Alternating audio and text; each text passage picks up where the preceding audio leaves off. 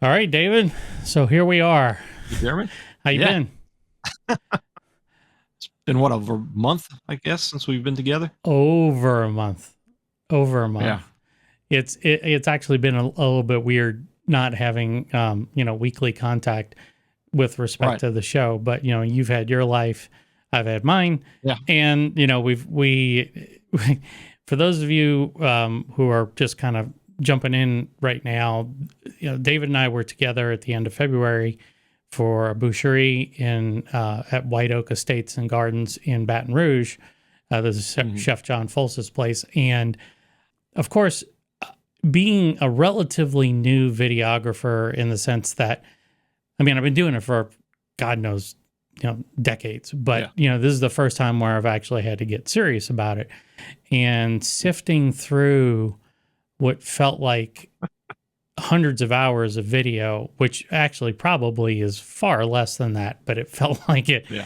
um, has taken quite a bit of time. So, Oh, we've yeah. got the White Oak trailer that we put on the Rainy Cajun website, and that's kind of a sampling of Hmm. what some of the things we explored. But like just yesterday, I was looking at all of the activity of the video activity that I recorded from the boucherie itself, and that's all got to get put in. So, um, and then I've got Yeah. all the other experiences that I experienced after the boucherie. Um, Yeah. That's what I was going to say. We were together for about a little less than 2 days. And then and we had the White Oak and the Boucherie, the two same but separate, how you shot it. And then you stayed for another couple of weeks. of course, while it's still fresh in our memories, I thought that this would be the well, actually, technically, you thought that this would be the perfect episode to talk about our food experiences while we were down there outside of the boucherie. Right. And you more recently went back to Louisiana for some work, and you were Right. able to explore a few other places. So, Yeah. for people who live in Louisiana, these are places that are probably going to be familiar to you. Maybe a little bit less traveled, but certainly worth a visit. Yeah. And there's and then for people who are outside of the region are looking to go to Louisiana, this is by far a it's by far from a comprehensive list of places that we would recommend. Oh, yeah. But uh, the reason why they've made the cut, as it were, to this show is because we felt that they're worth visiting. So if you are Yeah. trying to put together an itinerary of places that you want to go to when you're visiting, these are for the most part outside of New Orleans proper. So One of those unique things that, we could probably go if we started on one end of it's the Mississippi Louisiana line. We could probably hit all kind of little gas station places that nobody's popular media hadn't heard about, and we could probably have some really good food and probably weigh about 10 pounds more by the time we got to Texas. And I Okay. was just thinking we would need a team of doctors to go along with us, because by the Yeah. time we made it to one end of the state from the other, I think we would need probably a good 12 months of decompression. I mean, Yeah. shit, I was, excuse me, I got to use my censor button for that. But, I was there for 2 weeks and I poofed up like a balloon. And it was, Well, I don't know how to control it. I mean, I guess if you live there, it's one thing, but you live, there. And yeah. I mean, it's not like you Well, are isolated from Louisiana cooking with rouses and stuff right. around you. So, So in my case, I was there in the Mandeville area for 4 days, right. and we ate out. And now, of course, I was in a business training situation, so we had food brought to us. We were staying in a hotel that had the breakfast foods that we had paid for, and Right. then we went out to some restaurants, as we'll get into, and of course, had a few adult beverages. And in that 4 days time, I gained like 6 pounds, and I was like, holy. Because now when I'm home, I'll try to do some exercise. I'll get an elliptical machine in the morning, Sure. and then I've got my routine of what I eat at work. What I'll bring, like a small salad and half a sandwich or something, and Right. we eat well at night. But uh, it was amazing just in that, it was kind of an atypical thing because I think in one case, if we lived there, I'm assuming we would not eat like that all the time. But we were both under, I'd call, special circumstances because it's like, Right. well, I don't have this all the time, so I want to try it. Right. And Exactly. and of course, I was with a group of coworkers too, so there was a tendency to get some appetizers and stuff that I probably wouldn't have ordered just by myself. Right. So there's probably some special circumstances, but I think even if we were eating lightly and we started at the Mississippi line and went to the Texas line, I think we would still gain some stuff just because of the curiosity factor of trying the foods. Sure. I mean, there's a lot of things. Good. There's a lot of things. So, all right. So let's kick off with that then. So it's kind of starting later and working our way backwards, but that's fine. Yeah. Being on the North Shore, you visited a few places. So, right. One place that we're both familiar with is the Abita Brew Pub. Right. And you went there one night with some coworkers. I was there when I was part of my trip. And Abita's Brew Pub has always had a pretty good selection of both a mixture of New Orleans style cuisine, but also Cajun, Creole, and I would almost, say borderline like backwoods country type of food as well. And of course it's designed, well, it's not designed, but the purpose is to get you to enjoy the beer or have the beer complement the food and vice versa. Yeah. But you had something there that I thought, I didn't even see it. I say, all right, so just so as a point of note, I'll just say it right now. I am a fried shrimp and roast beef po' boy kind of guy. And if I see fried shrimp on your menu, I don't care if I had it at lunchtime. If it's dinner time and I see fried shrimp, I'm going to go for it. And my cholesterol is fine. So, don't give me lectures about eating shellfish and all that other crap. I'm fine, but I'll probably die of other reasons, but it won't be because of excessive crawfish or shrimp or crab intake. It's going to be something else, I'm sure. But you had something that, well, describe it. What was it? It was boudin stuffed quail. Okay. And I was reading down the list of the entrees and the other dishes, and I mean everything, and people can go to their respective websites of these restaurants we're talking about, right? And you can pull up the menu and you can see it, and all the choices that you have to make, and and you go in there in just one night. But anyways, it sounded interesting. It was boudin stuffed quail. I guess I kind of glazed over the fact that it said deep fried, and it had a blueberry sauce on top, and it was served on top of a Cajun, I think it said Cajun cornbread, which I believe was just the cornbread with andouille sausage in it. Right. And then they had some potatoes and a vegetable medley off to the side. And my coworkers, one of them got prime rib and the other two got, I think it's called Dan or somebody's jambalaya.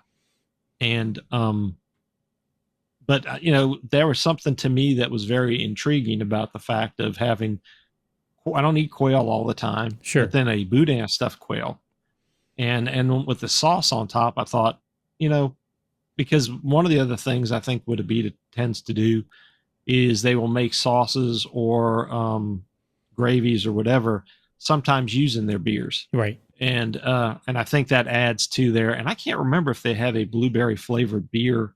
I didn't see one. That's the other thing. If you go drinking beer, I think your only choices are Abita. But yes, yeah, that is true. Trying to make those choices of what to try was kind of hard, and because I could probably go there for a month and be happy with everything I tried.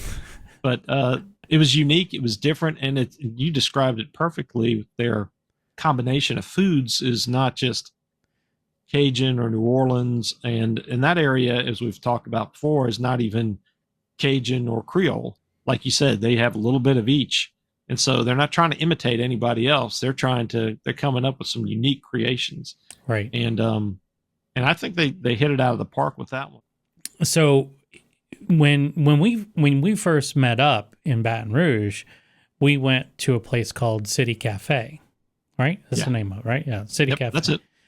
And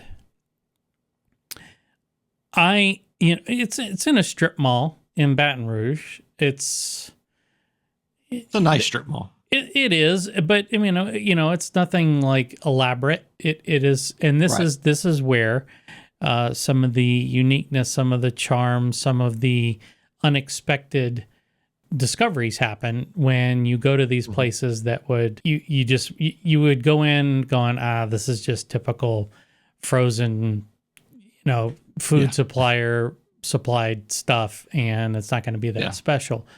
But I actually had a really good experience there. I thought that their food was very, I mean, so much so that it went back the second night. We had an entire boucherie. We had more pork than, like you said, if you leave there hungry, it's your own fault. Yeah.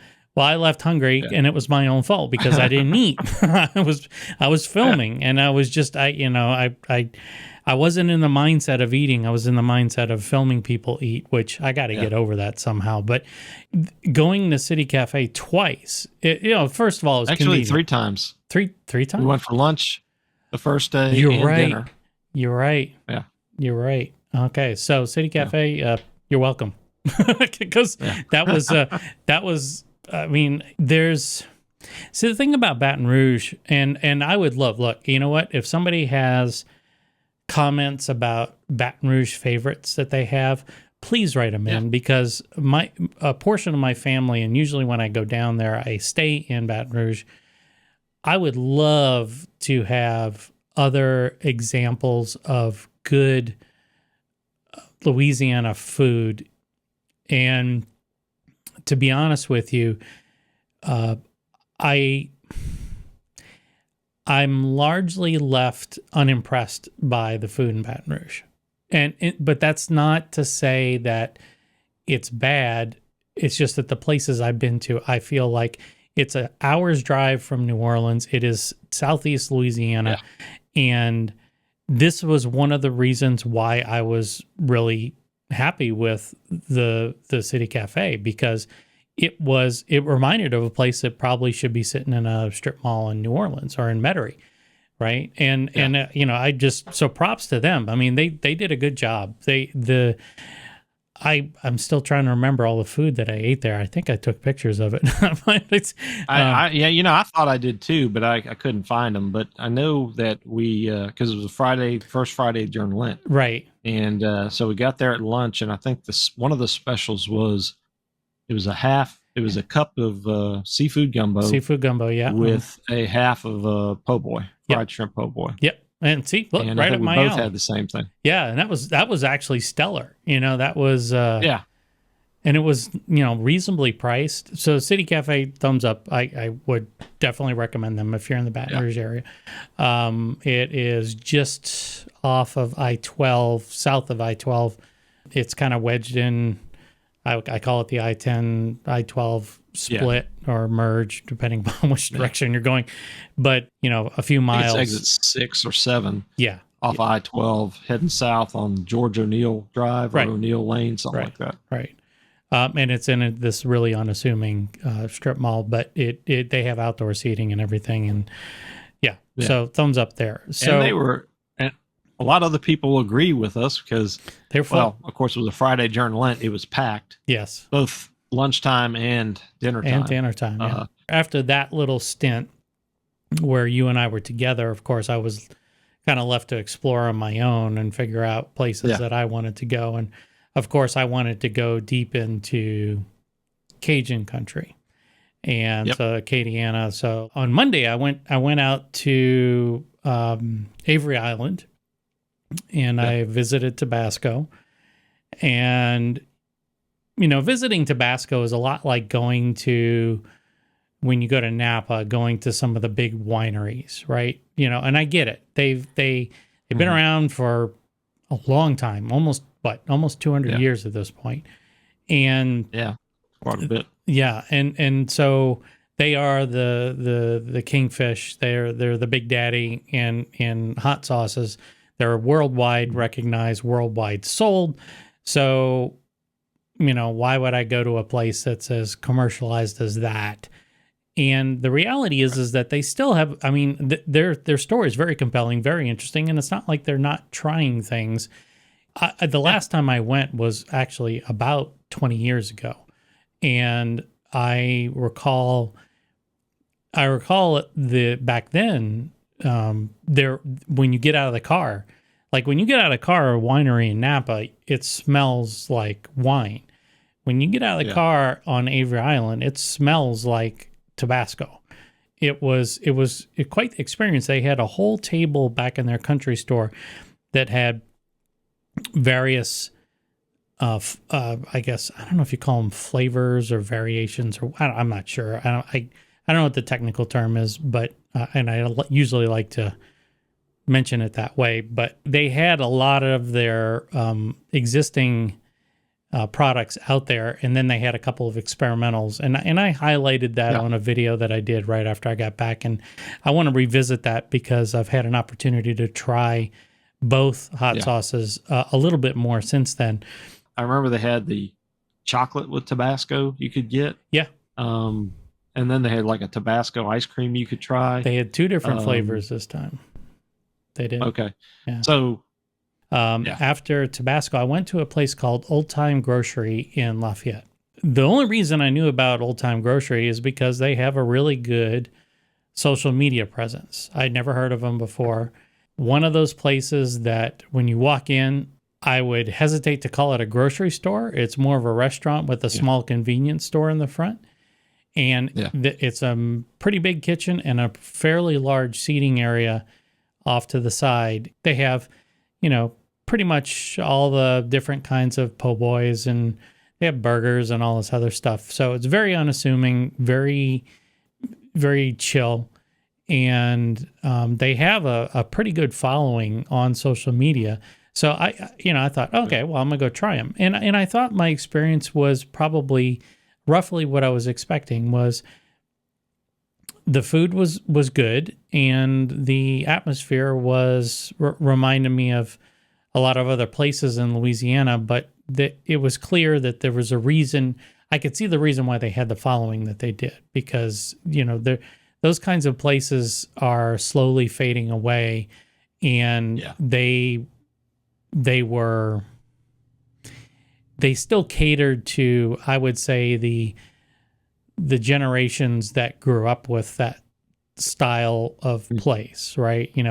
Us Gen Xers and even the boomers, and maybe even some of the millennials out there might remember, who grew up in the 80s might remember these kinds of places, but they've slowly been fading away. But anyway, for what they had, it was very good. And I'm happy I got a chance to try it. So if you're in the Lafayette area, definitely swing by Old Tyme Grocery, and it's Tyme. It's just a cute little place to walk in, and like I said, it's like a convenience store when you walk in, and then the kitchen where you go and order is in the back. And with the back is only really halfway through the front, so it is not really a backpack, but it's at least worth your time visiting. So, all right. So then, other culinary delights that you got a chance to sample when you were on the North Shore, David. What other places did you go to?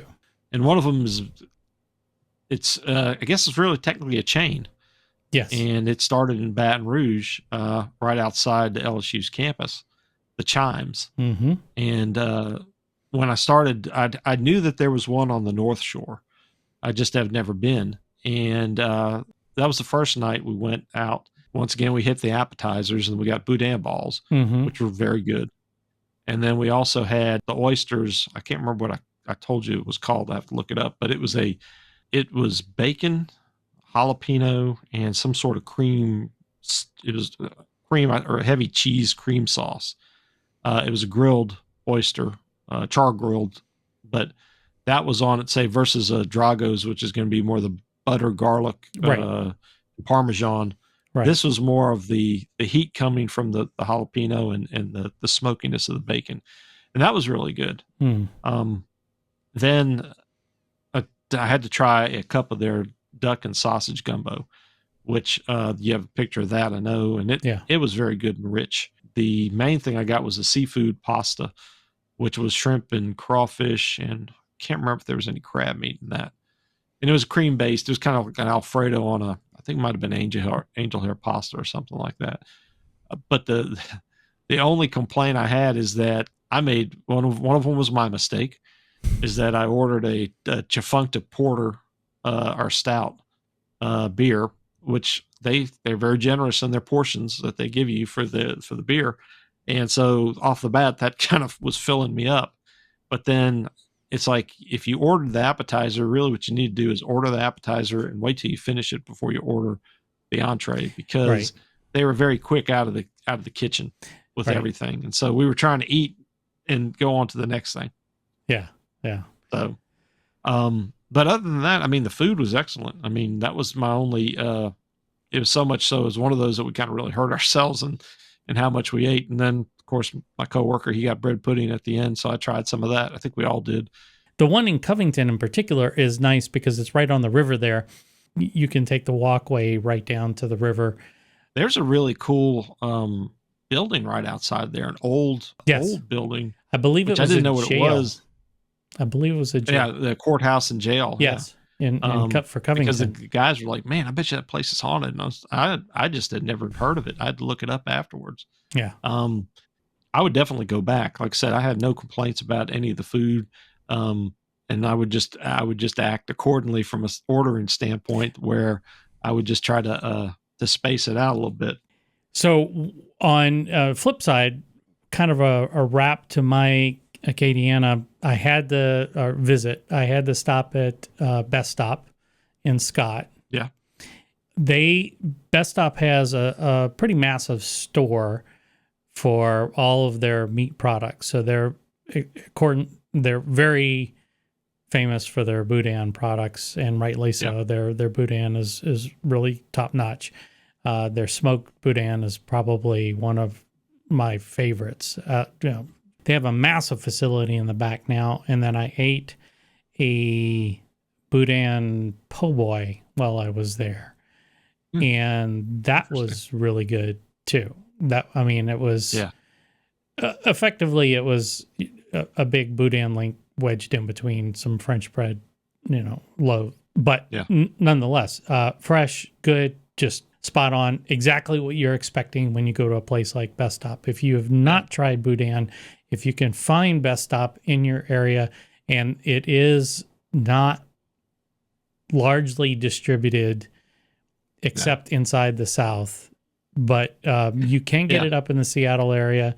It's a bit more expensive, of course, shipping costs and things like that. And you can get it on, you can order online, I believe, too, and have them ship it to you as well. And I would just set aside freezer space, just get a bulk order of stuff, you know, and then just toss it in the freezer.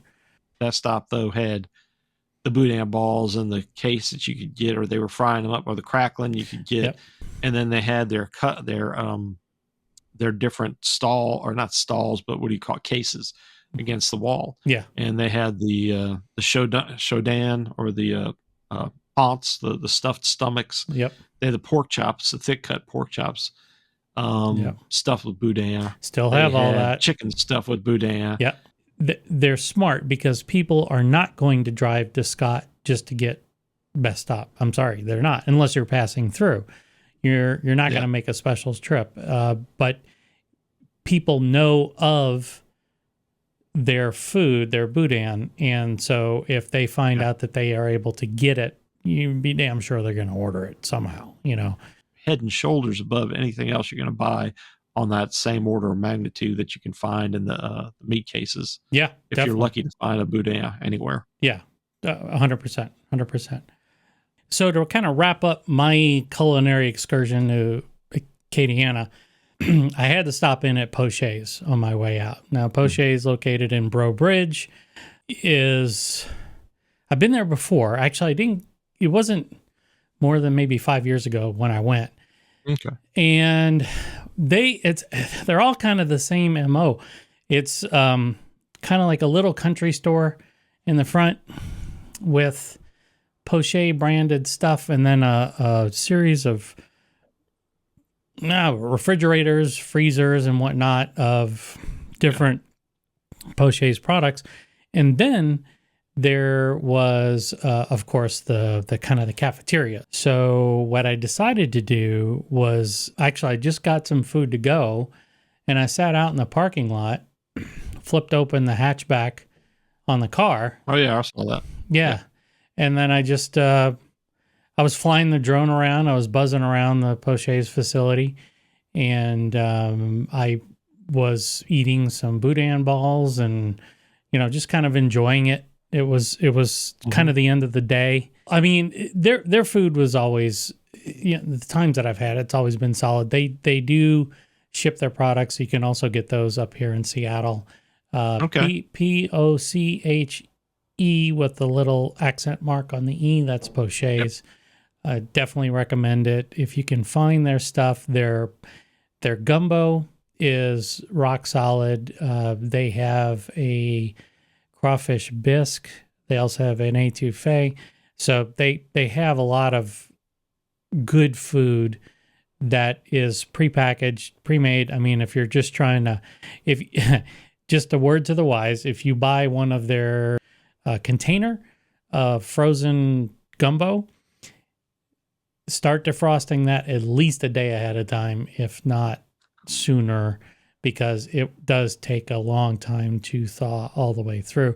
And you don't want to heat it because wait until you're ready to cook it, because of the seafood that's in it will overcook. And then you'll have shrimp in there that is tough, or crab meat that is kind of chewy, and it's not pleasant. So just, go, it's the old school method, but it always works. And just keep it in the fridge to defrost it. You'll be fine. You went to another place. The Mandeville seafood place. Right. This was the last night. And it was cool because it was a kind of like what you described, but it's, in addition to the old the gas stations or small convenience stores, the other thing you have down there, and I've even seen it in South Alabama, is you'll have the seafood market that on one side of the building is seafood. Right. Live, no, well, not live, but fresh fish, shrimp, and it smells like a seafood. Yep. But on the other side of the wall, they actually prepare it for you, and it's either boiled or fried or, different type of things. You get your different beers, your schooners of beers. You get your, I guess you can have your cocktails in a little cheap glass, and then, but it's once again, it's a brick type of building with a hand-painted murals from a local family member or something on there. And it's just the quaint little Formica top tables and nothing fancy, but it's just the place you just go in and you order at the counter. Right. And so I think most of us had pretty much either all the catfish or the shrimp, but the shrimp was really good. I mean, the catfish was good. I would have just liked it a little thinner. So we were very pleased. We would have enjoyed, because we could see out of the side of our eyes other people having like a cup of gumbo or a boiled crawfish or even shrimp.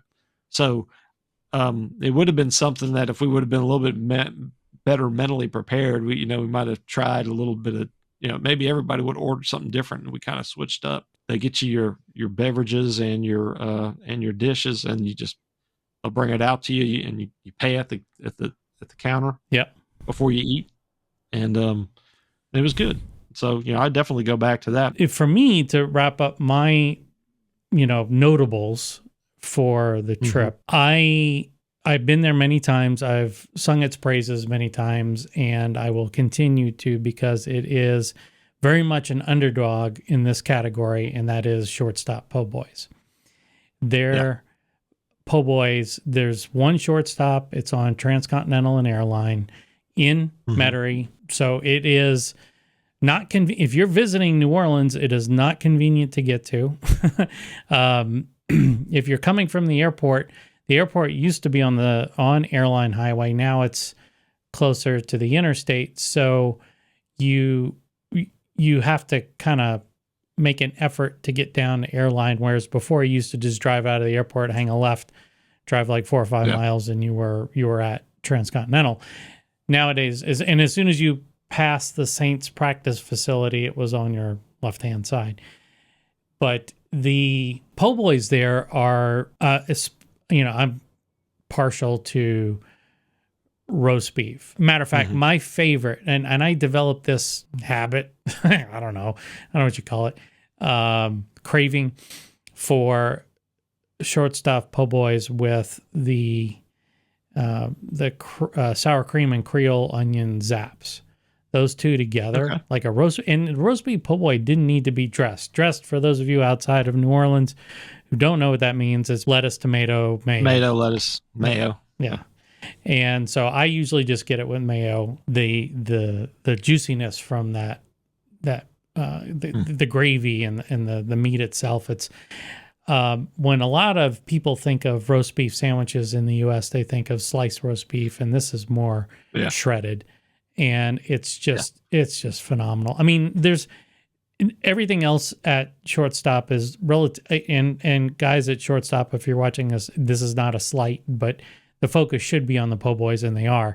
Everything else is more or less unremarkable. I mean, the fried French fries and that kind of stuff, there's nothing to write home about. But they're po' boys, and they have all the way from small to king size. And there was a time when my metabolism was functioning where I could eat a king size without getting a king size gut. I can't do that anymore, but we have relatives in Covington that espouse the merits of Bears po' boys in Covington. And that's one of the places we had wanted to go, and that was another one that was shut down due to the rains that day. So that I meant to, when you start talking about po' boys, I was like, yeah, that was the other spot, because you'd recommended it, and it was on our list. And you know what? So, I gotta give props. As far as like in my wheelhouse of po' boy places that I've been to that I can recommend, Shortstop is no frills. I mean, we're talking no frills. They are excellent at what they do, which is the po' boys, and everything else is just kind of what you would expect in Metairie on Transcontinental and Airline. Just that's what it is. There's nothing else to write home about.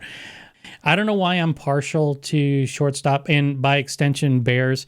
I've had plenty of gas station po' boys, and they're all good. Don't get me wrong. And kind of like Old Time's roast beef po' boy was good.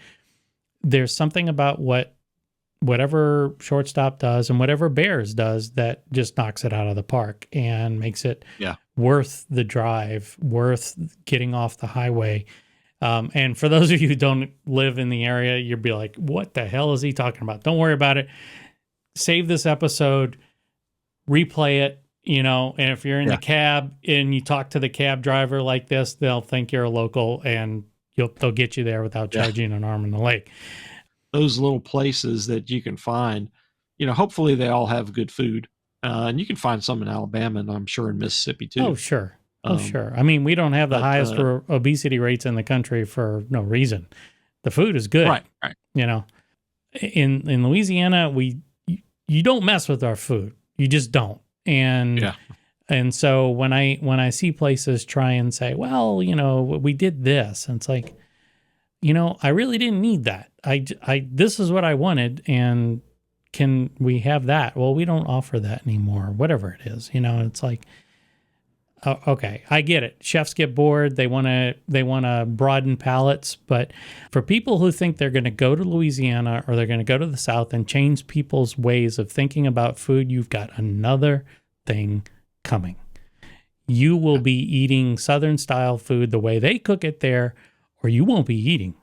The main thing is that with those people are going there to experience it as it is. Right. They're not trying to go change it. Now, I say that, I don't know whether the ones who try to change it are the ones who are either, especially if you're a new chef or something. If I'm going to come in, I'm going to make, light Cajun foods, or I'm going to make, there's plenty of bad gumbo recipes shown on Facebook and the internet. And So that point being is that there's a lot of that you got to be careful with. And then, but I think most of the people who are going there to experience it aren't, they're not trying to hopefully aren't going, was that? They're not trying to change it. Right. Yeah. I'm hoping they're not going, hey, I'm a vegetarian. Can you make me a vegetarian po' boy? Yeah. I'll get you some lettuce and tomatoes and some bread, Oh gosh. No shade on those people. Look, I get it. No. A lot of people, that's the lifestyle they choose. That's a dietary lifestyle they choose. Yeah. I'm just saying that if you go to Louisiana trying to get certain things made for you or accommodations made for you because your dietary needs are not common down there, it's not that they don't like you. They may judge you, but it's not that they don't like you. They're just going to say, sorry, we don't have that, and you're going to have to deal with it. Yeah. But I'm looking, there's no doubt about it that there are plenty more places for us to explore. I think prior to our next visit and tour, besides getting an EMT crew to follow us, I with a defibrillator, I would 6 months of fasting beforehand to get in shape. Right. It's like training for the Ironman, it's start a year ahead of time. But I think that we can kind of plan out. A lot of these places are closed on Monday. Sometimes are closed on Tuesday. It just depends on the restaurant. But being able to map out, okay, this day we're going here, this day we're going here, but I'm looking forward to our next time to get together. I was just gonna add, thinking about all the things we talked about today, is that if you're visiting South Louisiana, if you're not from South Louisiana, or even if you are from South Louisiana and you're back home visiting, and it has nothing to do with comfort zone or anything, but I think there's a big tendency to want to hit the well-known restaurants or the well-known places. There's a couple of them that I would have liked to try that had long lines out of them. That they get a lot of press, and some of the owners who've since passed on, they rightly deserve the notoriety after decades of working. But those aren't the only places to eat. I mean, you can have a lot of, I say, hidden gems by asking the locals, whether it's the guy working at the bar at the front desk at the hotel, or even some of the people, if you're in town for business, asking some of the coworkers, where would you recommend me go that isn't, most people, not that we're the locals eat, but there's things out there that, like this Mandeville seafood, it's different than Chimes, but at the same time, you get a really good local meal, and that was local seafood. It wasn't stuff that was imported from overseas, right? So those kind of things, just asking around, and even though maybe Abita is more geared toward the tourism, or obviously featuring their product, they've been around long enough that brew pub that you can really find out that, they got a solid repertoire of dishes to try. Sure. So the main thing is, like I said, just people not to, hopefully try the ones we've talked about, but then at the same time, don't be hesitant to ask around and look around for other places that are of that caliber. I would love to hear your favorites. I think we both, we kind of exist in our world, and you may be discovering new places because we're talking about them. Likewise, if you have places that maybe we haven't discussed, or even if we know about them, it's always good to mention. And look, and for those of you who have preferences over our preferences, that's fine. I mean, that's why we have so many different places to eat in New Orleans and in Louisiana.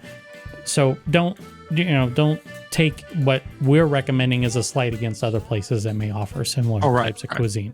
It's just not the case. It's just that this is what we experienced on this particular trip, and I think it was a good sampling. I really do. So, All right. Well, then we're going to go ahead and call it. And David, Yep. it's good to see you after seeing you or not seeing you for so long. I'm looking forward to some future episodes. This is going to be a lot of fun as we enter the summer months and we get to talk about things that we've experienced. And we got a lot. I mean, you and I have been kicking around some ideas, and I think we got some really cool stuff planned for the remainder of 2024. Yeah, we got some interviews we got to follow up on too. We do, folks. We do. Chef Foles, we're talking about you. All right, David, we'll see you on the next episode.